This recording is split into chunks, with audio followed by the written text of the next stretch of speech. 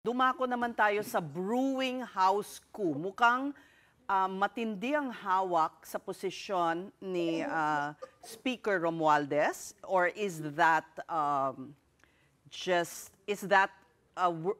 can he be challenged? Well, iba kasi sa Senate. Sa Senate kasi with 13 senators, pwede ka na magbago ng leadership. In this case, 15. Diba? Oo. Sa House, mas Madami. komplikado. Dahil 350 plus yung congressmen.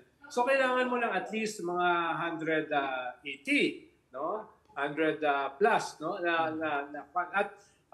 Sa Kongreso, meron kang limang partido na bumubuo doon sa ruling party, hindi lamang sa Kongreso, kundi ng gobyerno.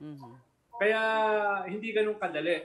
Ikalawa, kinakailangan mo ng somebody strong enough to control or hold that more than 350 congressmen. Huwag mong kalimutan, dyan nagsisimula sa Congress ang impeachment. At saka si Vice President Sara, tinetreaten si BBM ng impeachment bago matapos yung kanyang term. So whoever is the Speaker of Congress ay kinakailangan ng Presidente na total yung loyalty sa kanya at saka strong enough to control Congress. No? Ang problema ni BBM ay parang napupunta sa isang political controversy yung leaders ng House at nagiging political baggage sa kanya. So may balancing act siya, very delicate balancing act. Paano niya gagawin yung kanyang anti-corruption campaign na sinimulan niya nung previous SONA? At the same time, ay hindi mawawala yung kanyang control sa House kung saan pwedeng magsimula ang isang impeachment against him. So yun yung medyo naiiba sa dynamics o politics ng House kumpara sa Senado. Okay, but Ronald, ang itong leadership... Ang alam ko nga, Tess, may 2 attempts para baguhin yung leadership ng Congress this past few days. Oh. Pero yung attempts na yan, hindi nag-prosper dahil they didn't have the numbers.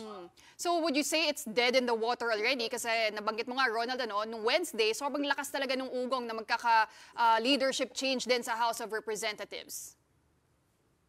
Tingin ko hindi naman. Ang sinasabi ko lang, for now ay hindi siya nangyayari. Hindi natin alam next week, hindi natin alam next month, no? Kung ano yung mangyayari, lalo na nagbuo ngayon ng bagong independent body, di ba? Para dito sa mga infrastructure at saka flood control. Hindi pa na-announce kung sino ang uupo at saka ano ba talaga yung initially gagawin nila. So, kung yung investigating body na yan ay talagang magkakaroon ng investigasyon sa Kongreso at may implicate yung House leadership, baka magbago yung climate. Baka magbago yung alignment, realignment. Lalo na kung makikialam yung presidente.